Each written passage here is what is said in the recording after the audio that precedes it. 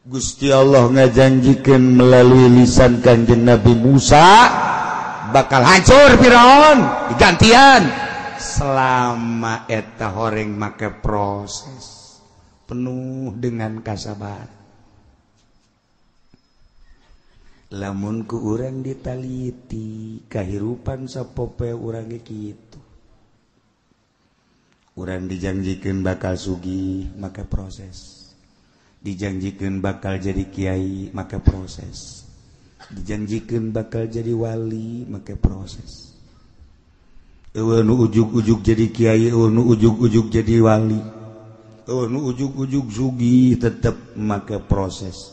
Fayanzuru kaifa ta'malun. Perjanjian Allah bakal dideuleu selama ngalestarikeun janji waktu perjanjian.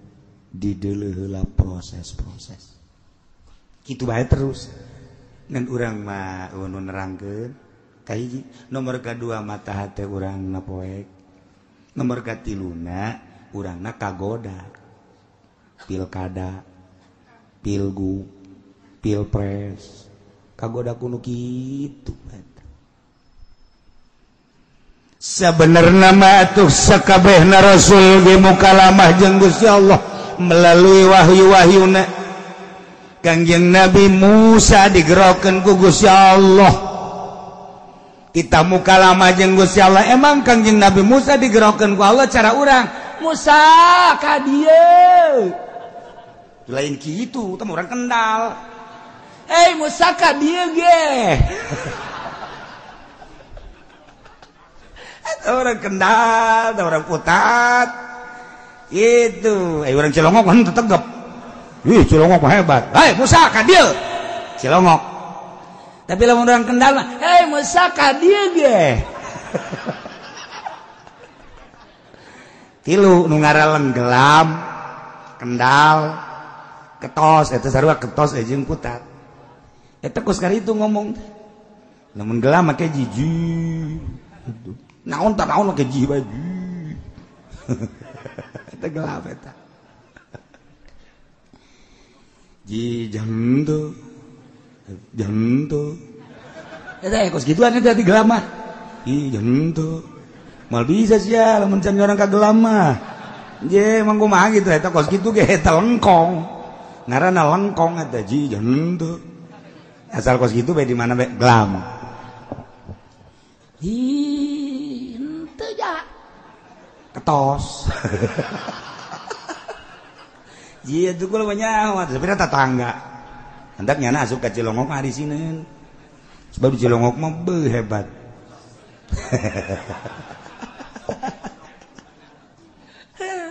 Aya nu pangjorena pondok. Itu pangjorenya zat mangis. Teh. Kangjeng Nabi Musa digerokeun ku Gusti Allah lain cara urang atau cara urang mangarana teu mukhalafah lil hawadits. Pan Allah mah mukhalafah lil hawadits. Ketika urang nyaritakeun la ilaha illallah, ketika urang ngucapkeun la ilaha illallah, opat kudu diyakinkeun. Hiji, la ilaha illallah, pangeran kecuali Allah, berarti Allah aya. Dua, la ilaha illallah, Allah teh hiji. Sanggeusna aya yakinkeun Allah hiji. Dua, tilu, la ilaha illallah. Nomor katilu la ilaha illallah yakinkeun Allah teh teu aya nu nyarupaan. Nomor kaopat yakinkeun la ilaha illallah salian Allah meunang Allah kitu wae. La ilaha illallah teh sambarangan. Wow, ieu mun rekat teh nyomakna. Illallah. Illallah. Cauna koneng gede. Illallah. Illallah. Cauna rada letik la ilaha illallah la ilaha illallah. Tolong dapat rekat blow on. Tama kos Haji Pendi, Ki Podoli ngariung da kos gitu teh. Sebareres. Aya tak la ilaha illallah teh jadi mantep kan urang. Nah, Kangjeng Nabi Musa digerokeun ku Gusti Allah mukhalafah lil hawadits. Carana kumaha?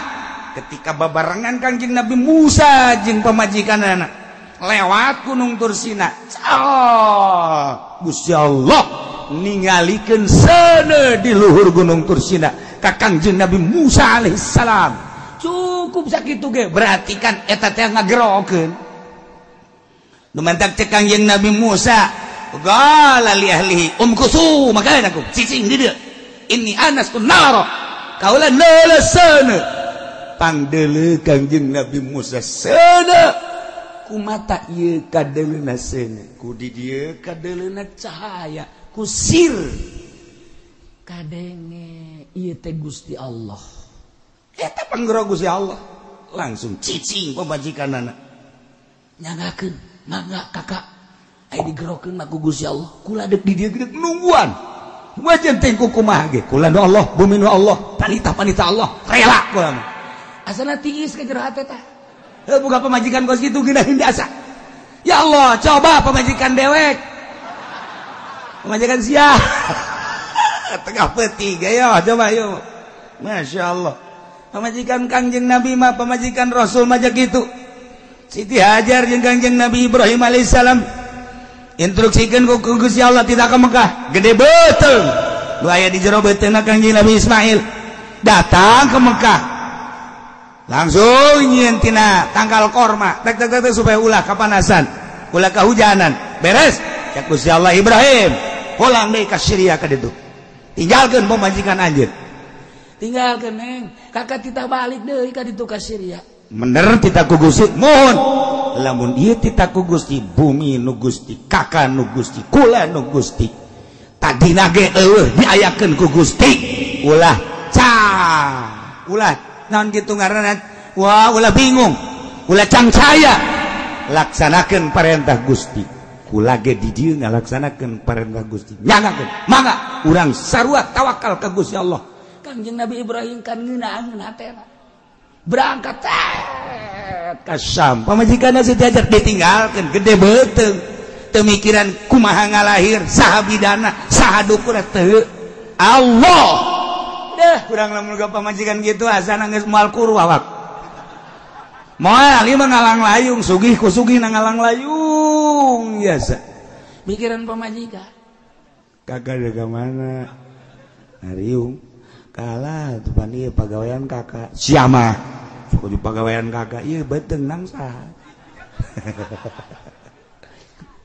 Ulah ditinggalkan gulang ke kumaha lamun mules tengah peuting eueuh deui panyalindungan iwal ti kakak ulah ka mamana kalah gula mah teu ridho jasa teh depan eungap urang nek ngariung bae kitu meunang eungap jasa tetekan teu ngeunah coba lamun kieu mah nek ka mana kak eta tetangga nu kamotan tahlil heuh kak ka ditu hade ge jadi seorang lah tuh seorang jaya Allah mantep ngeunaheun azan kana hate mantep biasa kumaha lamun neng karasa beuteung tenang bae kalah geus pokona nek kumaha teh kumaha ge gaya Allah ieu ke pertolongan Allah datang deuh amis asana urang ngariung ngeunaheun ngarokok ngobrol tenang we bandi ditu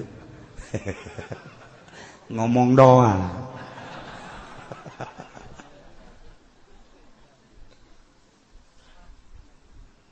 Kangjeng Nabi Musa digerokeun ku Gusti Allah lain. Hei Musa, ka dieu. Make tanda. Set, berarti panggerok. Naik. Bener. Urang ge sarua sehari-hari digerokeun ku Gusti Allah. Ieu lamun ngarti mah lamun paham mah urang datang ka dieu teh aya nu ngagerokeun Gusti Allah. Ieu teh ngagerokeun Gusti Allah. Junaid. Ngaji Ned. Ngan lain kitu Gusti Allah ngagerokeunana. Mandi, set, ceret di jero hate ngaji eta nang saha Noel. Ja teh digerokeun mah ku Gusti Allah boro-boro urang Serang, boro-boro urang Merak, boro-boro urang Bandung. Ieu panu ngaji Bandung, Tasik, Ciamis, Panararaya nek naraon meureun ka dieu. Aduh, malam kamari anu bebeja ti Cilacap, Ambo jauh amat. Sukula-sukula ngarti tah henteu sia bahasana naon. Lah jangan ngerti gua mah ngaji bae ka dieu jian naonan nang saha toel ku Gusti Allah nu katoel digerokeun ku Gusti Allah datang nu teu katoel sadeupa ti imah indit keluarkan sana mobilnya mumpung sukene engke mah hese keluar motor keluarkan eta naon eta atuh teu ditowel ku Gusti Allah teu disalahkeun tenan teh encan aya panggupai Gusti Allah bae ieu menang Allah lain kudu digerokeun hei ka dieu cara di SD disebutan hiji-hiji pendek udur teu hadir pudoli hadir itu mengarana disebutan hiji-hiji teu kitu Gusti Allah mah rahasia Allah digerokeun ku Gusti Allah datang ternyata horenganan dek di hujanan kuat ente sia eta mah kaditu mangke lamun ngaji hakikat ieu mah keur carita bayangan Kangjeng Nabi Musa digerokeun melalui seuneu Kangjeng Nabi urang digerokeun ka gunung Muhammad mun dijabarkeun ka dieu ka luhur gunung di dieu maneh nu bakal dibere wahyu ku aing cang Allah ka dieu ngan cicing heula di dieu menang saha eta kituna ngagerokeun Gusti Allah melalui tanda-tanda hanya jelema anu digerokeun ku Gusti Allah nu ngarti ya nu mantak ahli-ahli thariqah di mana geus lempeng aya panggupai ti Gusti Allah pirasat ngaranna ka rasul mukjizat nabi mukjizat wali karamah kiai melalui maunah aya panggupai kaditu ulah nu eta mangan hese dicaritakeunana sebab teh mah rahasia nu paling jero jadi digerokeun ku Gusti Allah teu lain teh digerokeun jeung moal bisa gerokeun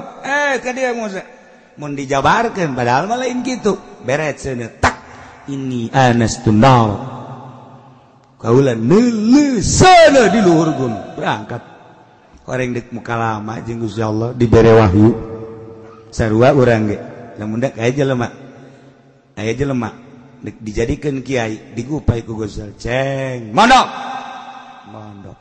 eta nang saha nang Allah gagah sugih aya teh digupai ku Gusti Allah teu betah ieu mah nya susah jasa aju bapana ge sia ieu betal terus atuh itu betah sabodo sia geus kos itu ngomongna kos dipiceun tapi nyana betah bae masyaallah aju ngaji eta teh nang saha nang ngagupai Gusti Allah ceng pondok sia melalui proses bayar juro kai patamalun didelekeun kumaha pagawean sia ayo terus tahun 2 tahun 10 tahun 15 tahun bisa nyana mil jurbiya sorok alfiah jual maklum nantek wah be patul muin dana zak balik ceng balik kawin ceng kawin nang Gusti Allah teh teu ka harti bae ku urang ceng bagan ngaji budak ceng kagak ceng pilkada ceng ilu ceng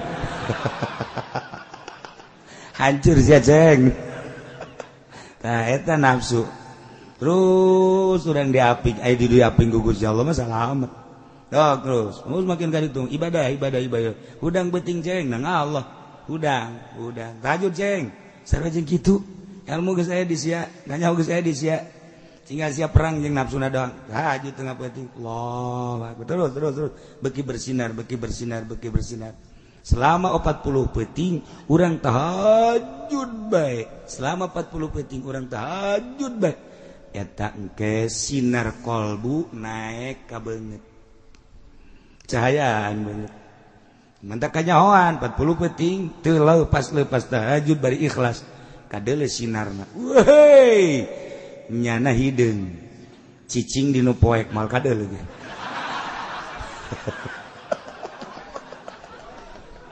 tapi sinaran beda sinaran Masya Allah nah ila Kangjeng Nabi Musa panjang orang menyaritakeun kos gitu seluruh rasul digerokeun ku Gusti Allah melalui tanda-tanda sabab ngaranna termasuk Kangjeng Nabi Musa Kangjeng Nabi Isa Kangjeng Nabi urang wali-wali Allah kunaon sih datang-datang seret hayang ka anu teh nang ngagerokeun Allah ka anu serangan sia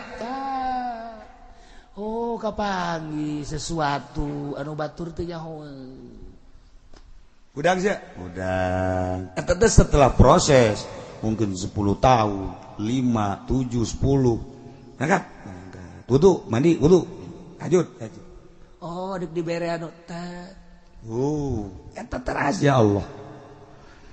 Nah, ya makan yang Nabi Musa beserta kaumna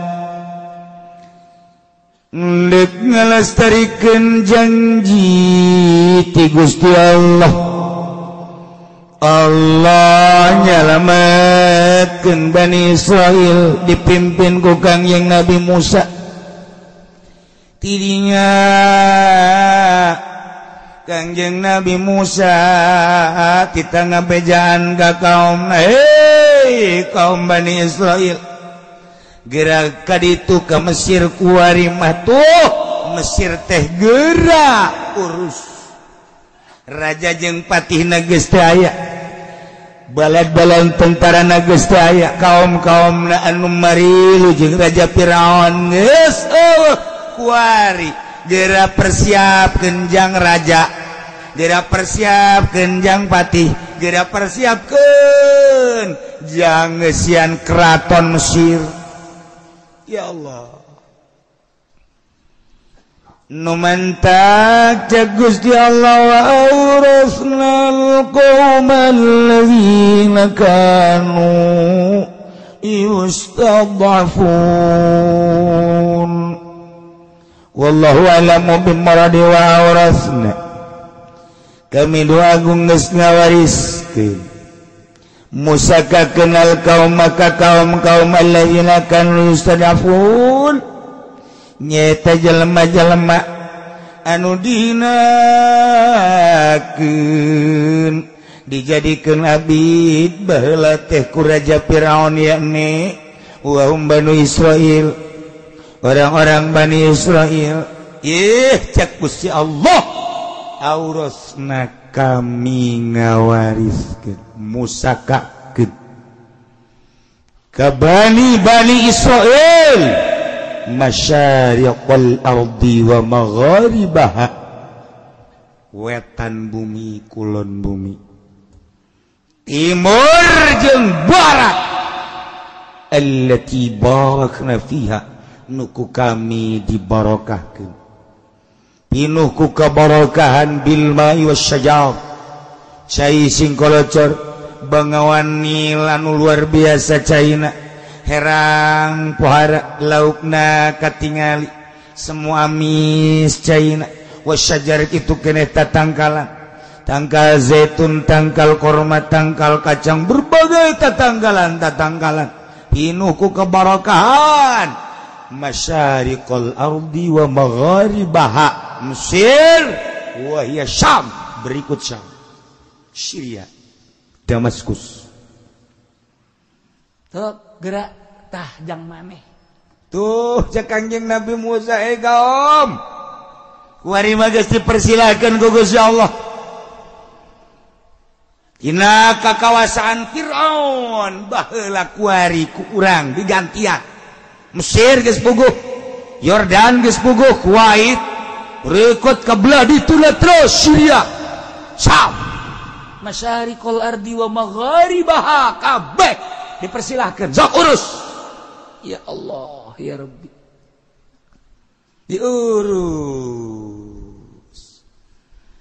sangeunah-ngeunahna jeung saindah-indahna diurus ku Bani Israil, anu tatarina urang Bani Israil teh hirup anu diperbudak kuari kakarak menangkak kalaluasan, pertanian dibebaskan, perdagangan dibebaskan, berikut segala rupa dibebaskan, pengurusan anak dinginah pinuh ku kebarokahan, geus puguh cai curcor kitu keneh tangkal kayu, usaha perdagangan indah anu luar biasa. Ialah pamere ti Gusti Allah, ti penghinaan datang ka kamulyaan, ia melalui proses penindasan ti Raja Firaun. Mandak ketika orang ditindas, tunggu tanggal main engke ge aya. Mandak Bunawas mah beda, lamun naik sepeda turun jarik, Bunawas jarik bakal nanjak. namunnya nama nanjak seserian mudawas nanjak seseri bakal turun gitu bunawas orang malah lain namun keur turun teu nyaho hareng nanjak mun keur boga duit beuh awak sehat duit loba kendaraan aya pemajikan sehat ayo orang ke Bali ayo ka ditu ayo eta ngaranna keur turun sakedeung deui deleukeun sia mobil tabrakan duit aya nu maling pemajikan gering ayo sia nyanana darah tinggi atuh nanya wadak ana indal munkasirah cek Gusti Allah kula babarengan jeung jelema nu hatena hancur hatena sedih urang ketika keur sedih susah Allah babarengan jeung urang tinggal ngagunakeun hatena sing ade sadar bahwa ieu tenang Allah tunggu seminggu sebulan setahun bakal ditaekeun ku Gusti Allah jelema di pondok mun kasirah duit saaya-aya pakaian saaya-aya anggal ge beuh hiji kud limaan geus kitu bae di pondok mah geus nya sorangan masak sorangan dan lain-lain sebagainya sorangan serba sorangan mun kasirah lain teu bisaeun nyana gaul jeung batur lain teu bisaeun nyana ulin fasilitas ala kadar motor bae mah aya di imahna bergaul jeung babaturan aya tapi nyana mengasingkan diri keur mun kasirah ka Allah keur dibarengan ku Gusti Allah tunggu ceng sakedeung deui sia ayo ana indal mun kasirah numadak dihina keur di pondokna mah kos lain jelema pajar ririwa lamun balik mah eta si budak saha si Junaid emang jelema teh naon emang kunaon gitu ih teu kos gitu amatnya kabeh ngahina masyarakat ngahina pemuda ngahina komo awewe malah mun ditanya sadaya eta naon gitu atuh geus luar biasa jore artina jore sikapna make samping make baju make calana make naon kopea lah kos kare itu jauh jeung stan-stan nu ayeuna jauh jeung mode-mode nu ayeuna geus teu perlu mode nya mah kuduna ge hirupna tuh di pedalaman Sumatera tapi tenang we nya dina kurang lemur kalem mun kasirah hatena tapi begitu balik ke imah Masya Allah boy budak ayo azan saya tak si Junaid ngeunaan sorananya asa-asa di Madinah emang ada yang azan bos itu woi Junaid atuh Allahu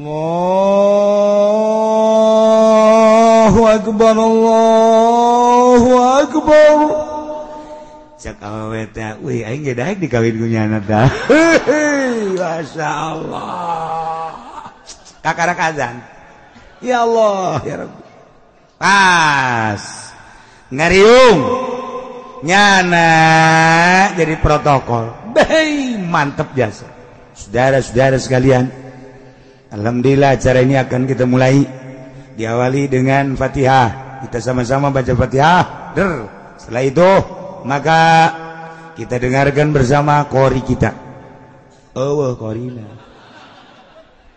med can datang ya kudu kumaha siapa ya tuh ya pantang mundur saja Junaid hebat jasa ya kaning bau cewek-cewek lomba jasa kan dedi ngaran ge pemuda tuh nyana mohon maaf karena qori terlambat mungkin macet jadi saya untuk mengganjal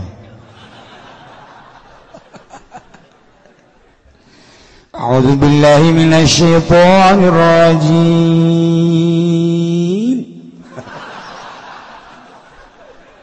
ada lain deui si Junaid di kieu bataan si Junaid Bismillahirrahmanirrahim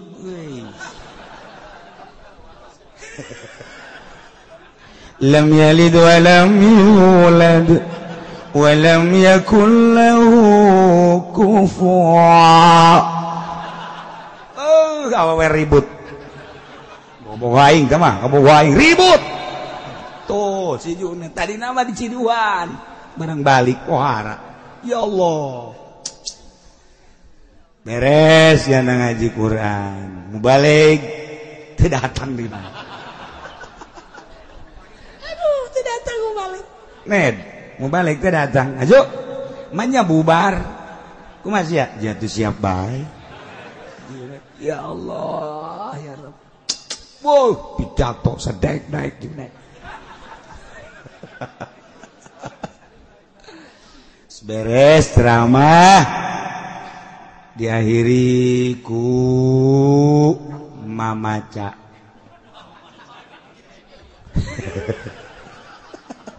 net acara ieu jadi jalan 7 bulan masuk mamaca sia kumaha atuh siap beuh teu sapira mamaca ayo bae segala rupa gaina siap sia bisa atuh eta lagam ya tuh kumangke bae aing mah leumus tamena we mustamena teu nyawana naon atuh malah nyalahkeun kecuali mustamena palinter ayo guys bismillahirrahmanirrahim itu sih paling mamaca tah mah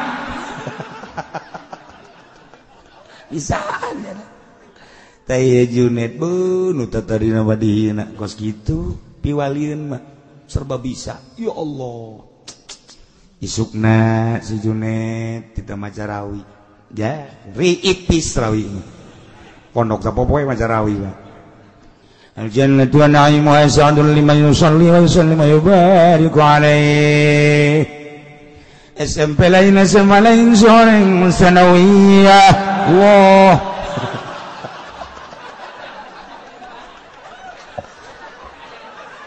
aduh sial tuh si Junaid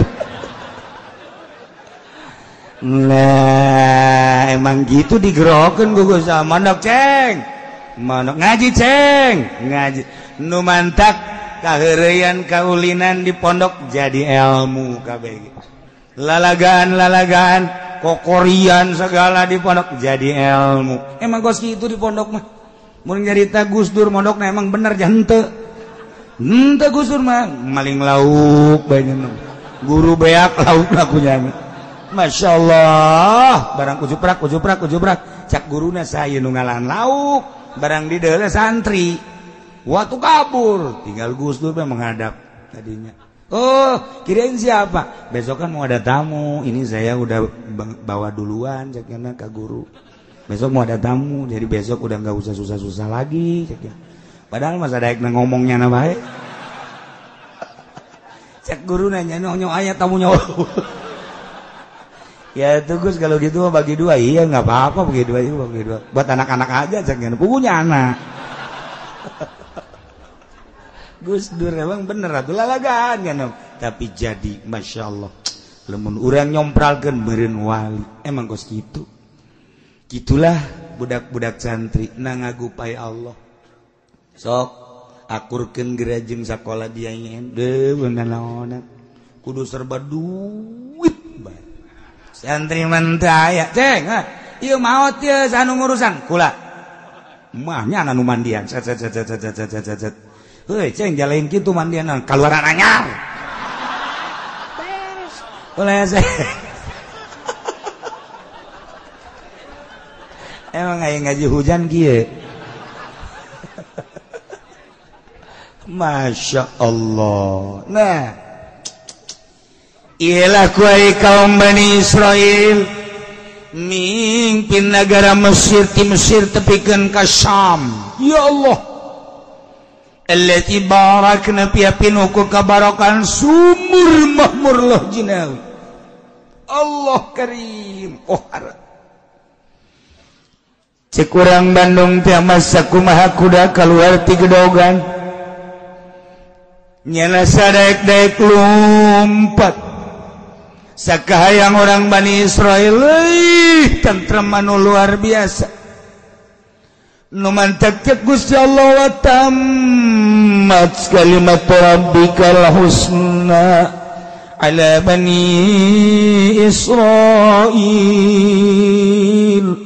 wa tamat kesampurna kalimat rabbi kalimah pangeran anjeun ieu perjanjian pangeran anjeun al husna nu bagus ala Bani Israil terhadap kaum Bani Israil kunaon eta kuari jadi hebat bima sabaru ku pagawean-pagaweannya na anu salalabar tahan uji ditindas sakitu poharana penindasan ti Firaun tetep baenya na la ilaha illallah Musa Rasulullah tindas ke Firaun budak lahir lalaki bodoh tetap dihadapi dengan besar hati.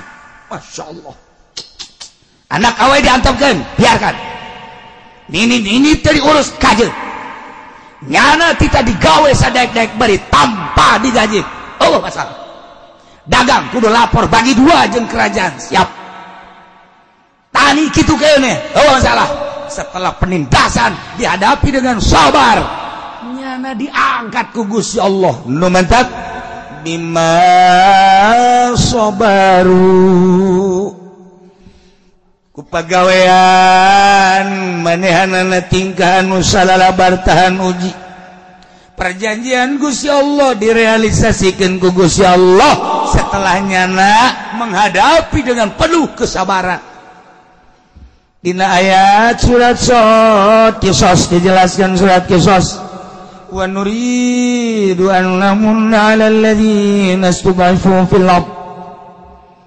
wa yaj'aluhum a'immatan wa yaj'aluhumul warithin. Engke di surat Qisas bakal papanjangan nama tentang cerita-cerita Kangjeng Nabi Musa alaihi salam. Ieu makan ngan sakadar ngababerah ka Kangjeng Nabi hungkul. Kangjeng Nabi teh dihina ku kaumna, Kangjeng Nabi teh dihina ku pembesar-pembesar, Kangjeng Nabi teh dicaci maki ku pembesar-pembesar Mekah. Dibere contoh Kangjeng Nabi ku Gusti Allah, ulah prihatin, ulah sedih Muhammad, lain anjeun bae dek negakeun agama dakwah fisabilillah. Deuleu kaum-kaum nu baheula, deuleu rasul-rasul nu baheula, can sakumaha anjeun mah Muhammad. Sok urang dongengkeun yeuh Musa didongengkeun ku Gusti Allah. Ternyata tenang Kangjeng Nabi hanya ngabeberah teh Kangjeng Nabi ketika Kangjeng Nabi sujud kemudian si Abu Jahal saha anu bisa tuh nendeunkeun handalam tuh ka pundakna heh kadeun Masya Allah ditendeun ka dinya ku salah seorang pemuda blak Kangjeng Nabi keur sujud teu bisa udah jeroan onta diasupkeun kana karung mata tukang karung teu beres eta tah tenden kan dia dah Kangjeng Nabi kan teu bisa oh teu bisa udang tetep bae Kangjeng Nabi maca subhana rabbiyal a'la wa bihamdi subhana rabbiyal a'la wa bihamdi subhana rabbiyal a'la wa bihamdi.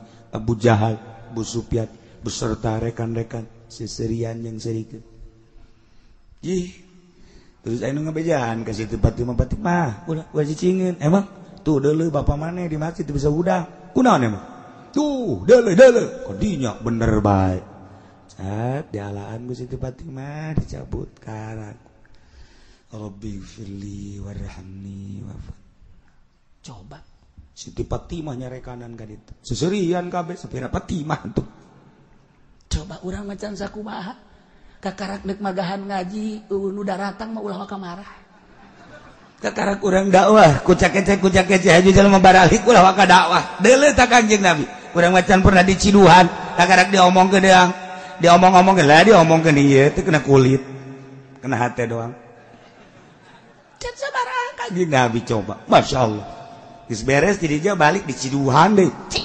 Muhammad Masya Allah ketika Kangjeng Nabi berangkat ka salah seorang jelema anu buang ka wareh Kangjeng Nabi naik himar kocek-kocek maksudna dek dakwah ka Imam Abu Sufyan begitu datang ka hareupeun Imam Abu Sufyan kumaha emang Kangjeng Nabi dihormat lain turun Muhammad cangcang ka himar cangcang aju kumaha cek Abu Sufyan teh ambe maneh jeung ambe himar bauan maneh Muhammad kan bahasa lain laga Kangjeng Nabi biasa bae sekedar ngajak ke Allah. Urang can sakumaha urang mah tuh. Kakarek ngariung tadi bere berkat bagi ku ceurik. Ya. Pas kitu mah can jadi kiai.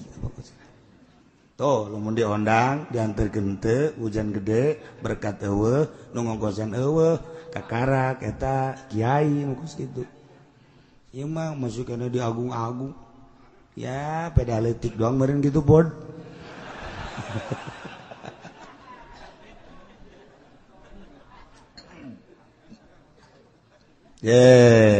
Tamat kalimatu rabbikal husna. Ila surat kisah kapan dijelaskan wa nuridu kaulan wa agung ngarepkeun namun kana yang merenugraha alal ladzina studifu ka jelema-jelema anu dihinakeun dijadikeun labid dijadikeun budak pilar dia ne kaum Bani Israil wa yaj'alahum a'immah nuku kaula bakal dijadikan imam-imam engke pemimpin-pemimpin wa yaj'alahumul warithin bakal dijadikan ahli-ahli waris Fir'aun ieu wa awrathnal qaumal ladzina kanu masyaallah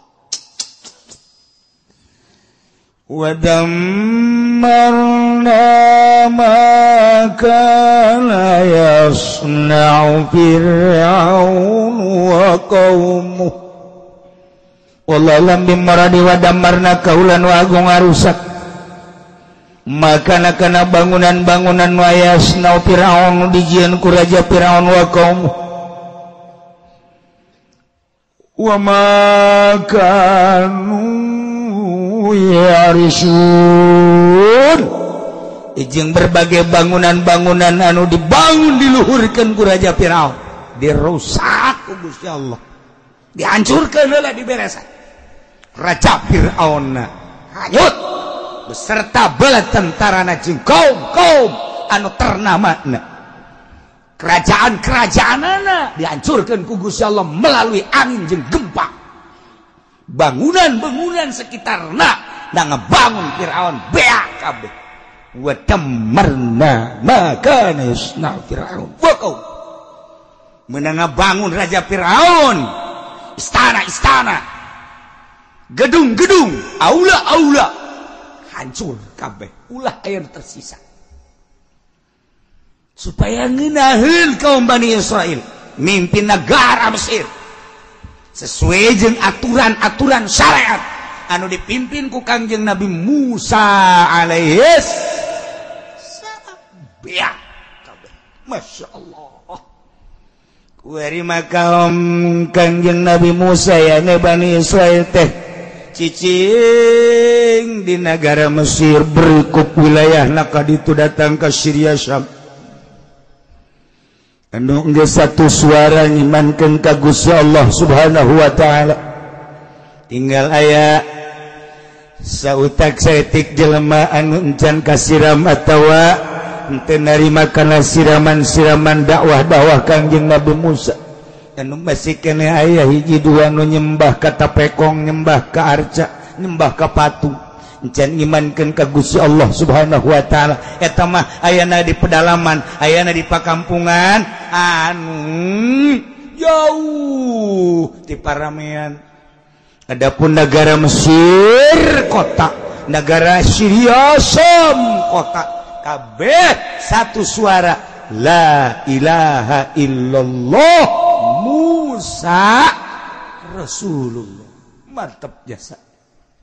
Itulah keberhasilan dakwah Kangjeng Nabi Musa alaihis salam. Yordania, Mesir, Israel, Palestina, Syria, Syam kabeh ngimpet ka Kangjeng Nabi Musa alaihis salam hiji we pangeran Allah. Ya Allah ya Rabb eta hayang datang kadinya teh horeng prosesna poharanya sa penyiksaan tarung-tarungna heula lain lalagaan. Kanjeng Nabi urang sukses mimpin negara agama kapan perang sabaraha kali Kanjeng Nabi urang ini mimiti penghinaan cacian jeung makian ludah mah geus teu kahitung tapi terus bae dihadapi dengan besar hati jeung pinuh ku kasabaran sukses urang kakarak mah asupan ka lembur balik magaan ngaji hiji dua bae haju bae lah budak magaan ngaji aing mah santingan 3 nu hiji lehoan bae nu hiji gagaro bae budug nu hiji hitut bae salah sejieun aing mah aing ngariung ngajak nu mana bingung nu hitut bae nyaho sorangan kumamun meng seretan nu gagaro bae panatu ngaranna ge gagaro kupil teh daun teh aduh aing mah lah bingung endan dak geus baralik geus ya baralik geus ngajina di nu sajan mah nu deukeut ditu Ustaz ke mana? Ngojek, ngojek. Tuh kakarak sakit tuh ge. Mata kudu tahan uji. Aya jelema datang ka imah magaan ngaji aya 10 20. Angel amat ieu ka kajian imah, angel amat ka kalau beli mobil. Nagara geus sakieu majuna, mobil geus ganti deui. Lampu mobil geus menyon, geus nongtot. Macem-macem aya aing angel ka. Lah pondok lain jadikeun yayasan ya geus lain ka Allah kajeun ngomong Allah-Allahan ge lain henteu cenah ieu mah ngan saukur sistem deung lah bela diri lain ka Allah mah lain kitu malah administrasi ieu mah cenah ngan sakadar dirapi-rapi doang ngayu sia ge di akhirat ge kumaha ieu ge pasanten salak ge ka Allah ke henteu deui kumaha eta lah cenah kieu ulah loba omong atuh teh keur ngomong bae mah lain berarti salah yayasan teh tekad hatena duniawi kumaha cenah mun dek nyen yayasan tapi moal kada dunia atuh bagus kan aya teh eueuh cenah eueuh isnu teh aya bae ji dua mah bukan kitu batu jebah heula mah yayasan Al Husna di Tangerang barisan ngaji hebat Al Husna teh Tangerang teh beuh pohara jasa kaluaran di Al Husna Tangerang bisa maca kitab sebab nu diajarkeunana hamil jurumiyah sorop duh urang keur leutik keneh hebat coba yayasan kuari yayasan kuari mah tanya ke urang ge ajak ngomong I love you say berbahasa lagi berat geus make bahasa jurig ya Allah ya Rabbi ganti bahasa ente jore ngan lolobana mayoritas dunia ujung-ujungna kos gitu eueuh jurusan wali Allah pesantren salap jurusan wali kan ngajurus doang ya jare di mana tetep ngajurus doang tetep bae tengah jalan mamarengkol sing tarungsep sakieu ge dijuruskeun hese datang komo itu nun teu ngajurus tak ieu keur carita tetep bae moal leungit jelema digupaina ge ku Allah kade ceng mondok ceng amalkeun ceng hudang ceng dibetik wiridan ceng cek Allah sok diangkat ku sia jadi solihin diangkat jadi wali mana cenah kieu walina mana hayang nyaho mana moal loba omong moal kamari nikahkeun di ditu aya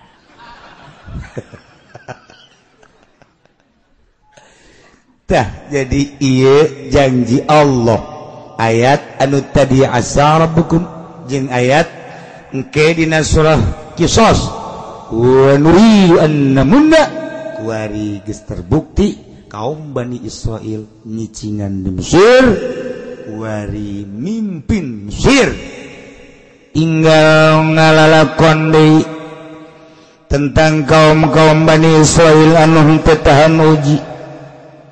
Di antara kaum Bani Israel itu orang enan sangkilang dikekele ku Kangjeng Nabi Musa dibere tauhid ka Allah terus bae teureun orenganan kersaning Gusti aya sebagian kaum anu kaluar ti agama Islam masyaallah sakitu geus mana coba wajawazna ببني إسرائيل البحر والله أعلم بالصواب. Kalawan sebab kangjing Nabi Zakaria alaihi salatu wassalam lama kutila samangsa dan patenya Zakaria dan bunuh apa sabauna alpan 70.000 wa kutilalan dan bunuh bisababil Husain kalawan sebab Sayyidina Husain sabamiati alfin apa 700.000 agama gola atau kaya oleh ngucap iya raw inta istutug ya gaul waral hafid lalu diriwayatkan sebagai Hafiz Abu Nuaim kunik Abu Nuaim annal fasaqata satu hune pirang-pirang kang fasik lemah qatalu iku samangsa mata ini ya fasaqah Ali al-Akbar ing Ali al-Akbar wa ladal Husain tegasana kesina Husain talabu Zainal Abidin maka nyuprina ya fasaqah ing ki Zainal Abidin alladhi huwa 'ala al-asghar kang utaya Zainal Abidin iku tetep ingat sekang cilik liaqatluhu depan yang ngabunuh ya fasaqahu ing Zainal Abidin fawajaduhu maridan maka nemulah ya fasaqahu ing Zainal Abidin ingkang gering fatarakuhu maka ninggal ya fasaqahu ing Zainal Abidin wa kana ummuhu lanana apa umur Zainal Abidin hina kutilu waktune wahina qatalu akahu waktuna mataini ya fasaqahu ing dulure ya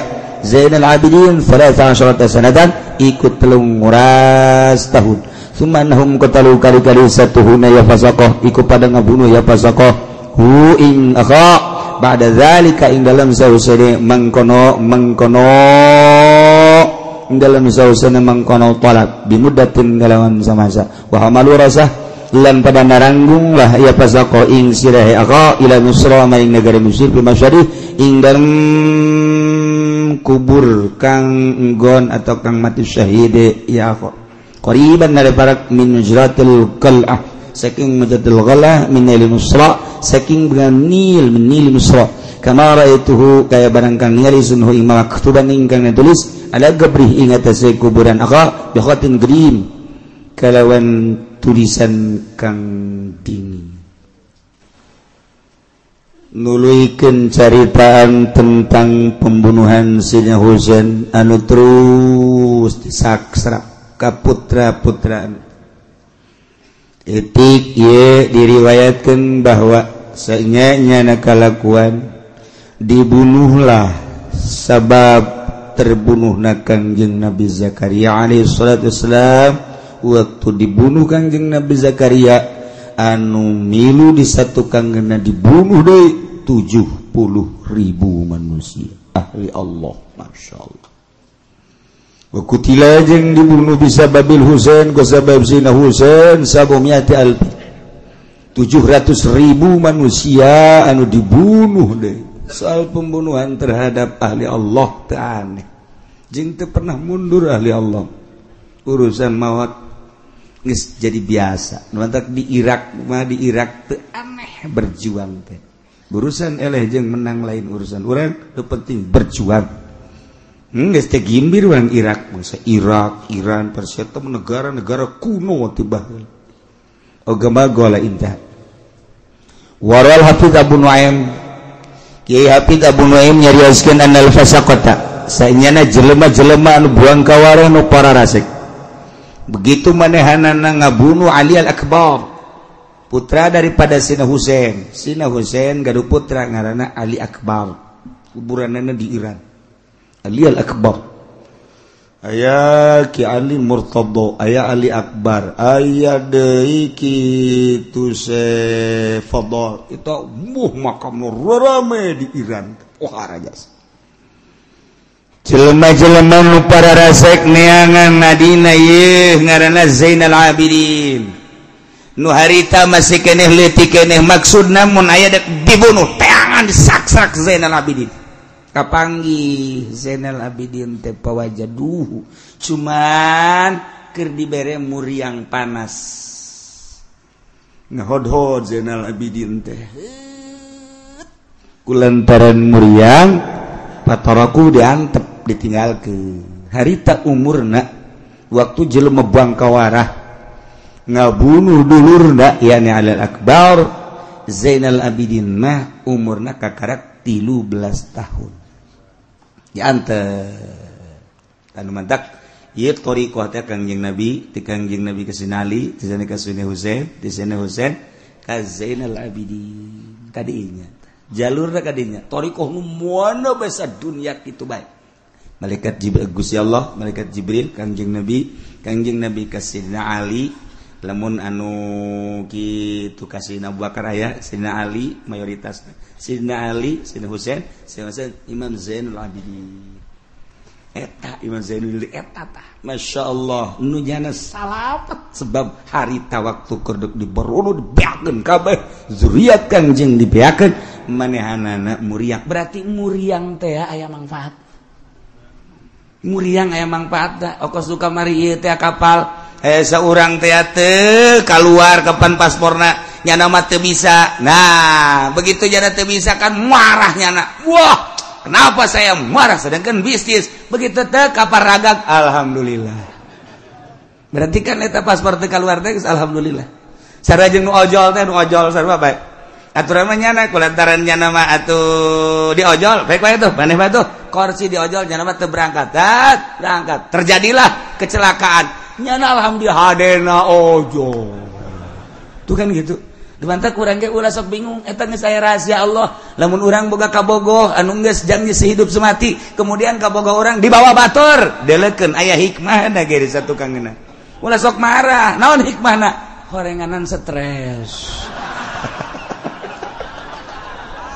tah lain hikmah mamala aya hikmah dokter carita doang aduh sia kunaon ngajang jauh amat bogoh dibawa batur cerehan amat nah kunaon teh disusul nislah wabil qadari khairihi wa syarrihi minallahi ta'ala geus teh daya teh upaya bae lompat ka dinya bagus teh geus saya mah kumaha Allah bae lah geus takdir Allah pasti aya rahasia di satu kangenan lalaki kos teu boga peler bae nah geus kajeun dah peler mah aya ieu anjeun teu ka mamana ku aing sok dicekelan we ge peler aja sian teu marah geus moal geus aturan ti Lauhil Mahfuz na berarti geus luhur ya budak ya luhur ya budak ya luhur jadi ledek naon ge terus bae geus sabulan 2 bulan 1 tahun bener aya ceng anjing bangunna ieu can boga pamajikan encan ieu milu ka ditu ka mana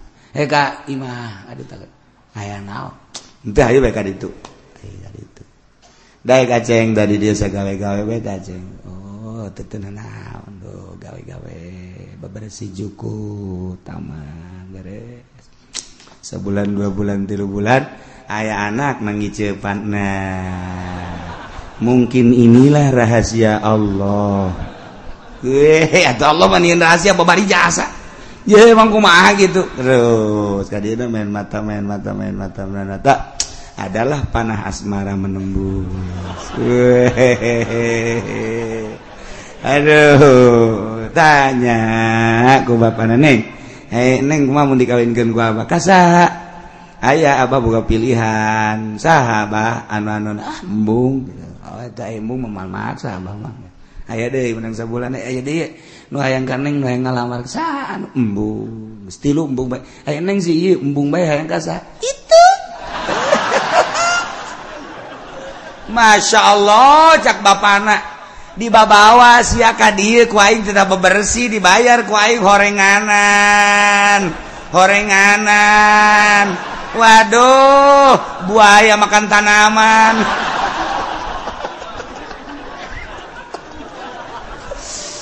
tapi beureun geus rahasia Allah geus lah bapak geus ridho bae nu penting bahagia bae atuh ya rumah tangga geus masalah geus ngapaman nu penting bahagialah di dunia ieu jamal kebal jeung sia kadirna ku aing salatna bagus baca Qur'anna bagus lah tuh da dunia ieu di abah ge jamal beak geus lah pokona mah tah kawinkeun tuh itu rahasia Allah tuh inditna dibawa ka bogoh nu itu tunggu aya rahasia di balik udang Masya Allah tarif pokona mah geus nuhun urang budak rahasia Allah asal urang sadar aya urang ngangen kurang sadar doang urang ulah mun aya musibah nah sodmatil ula tanu dideuleu ku Gusti Allah sodmatil ula teh begitu musibah datang eta nu dideuleu ku Allah urang diberi penyakit sodatil ulana sabar ti Allah itu syarat mah masalah ngan ti Allah sadar urang teh ta eta teh sodatil ula Allah bakal naikeun derajat urang leumpang ya begitu urang leumpang ditajong boblok ka batu teh neuleung meureunana cak batu emang aing irahan neuleuna jadi mati balik itu neuleung sia kunaon nyarekan aing cak batu eta sodatil ula urang ngarasula teu bagus tapi lamun urang ditajong masyaallah alhamdulillah Allah najongkeun nan jempol ieu ka batu pa ieu geus Allah naikeun pangkat ieu eta sodatil ula muriang urang ieu bos ka anu geus rumah sakit anu geus sakit makan geus ka Singapura geus bebeakan kakarak sabar kieu nah aja emang teu berobat lah geus sabar bae lah nya geus kumaha Allah bae pan ieu kakarak kadenge ku ba Allah deuk naon deh atuh geus beak sagala ta eta mah teu direken tah bos kitu mah teu direken ka Allah. Jadi sunnatul ula nu direkenna teh pertama kejadian. Masyaallah. Talamun urang boga ka Bogo, segak ku batur dikawin. Alhamdulillah. Pasti nyebut alhamdulillah. Iya tuh geus dang Allah. Geus dang Allah, geus kumaha. Pasti aing kajian ku kumaha digantian ge ku Allah. Aing geus yakin biasa. Bener menang satahun teh ya. Aya. Saya can kawinnya. Yuk kalau muraing. Dengan atuh sugan bae ngaranna ge manusia nyareat-nyareat ai bae leumpang. Hayu atuh berangkatnya na milu ka lemburnya. Masyaallah di dinya aya nu tas tinggalkeun ku salakina. Aya jahe. Masyaallah imah boga mobil boga perusahaan aya. Wih mantep.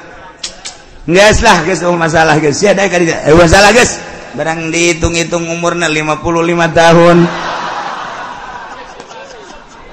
Sia dek ajeun lah, sugan pendek umurnya na. Prak angel ka paeh deui. Ngan itu urusan waris batu Allah nu ngatur. Ngan dibalik eta masih aya hikmah. Pokoknya Allah mah kitu bae. Nah ieu Imam Zainul Abidin muriang teu dibunuh ku wali-wali Allah nurus ka Imam Zainul Abidin sadunya kabeh diburiangkeun ku Allah selamat masyaallah karim tuh urang ge lamun urang merenung ka muriang urang urang muriang dibere leuleus di mah bae ku ari mah tus di mah diajak ku babaturan ka diembung ka ditumbung lantaran boga penyakit leuleus sesek urang gairah secara zahir mah karunya secara batin mah nu biasanya na adur-aduran maksiat jadi henteu nu biasanya na adur-aduran obrot jadi henteu nu biasa teu ibadah ku ari mah jadi imah bae ibadah nu biasana tilok maca Quran ku ari mah di imah gawe maca Quran bae bahkan tasbihna ge lain hiji aya 10 di dinya dipake mah tilok tuh kan aya rahasia urang teu paham rahasia Allah endeup ngabalikeun Allah ka dirina aya nu ku gagah aya nu ku ilmu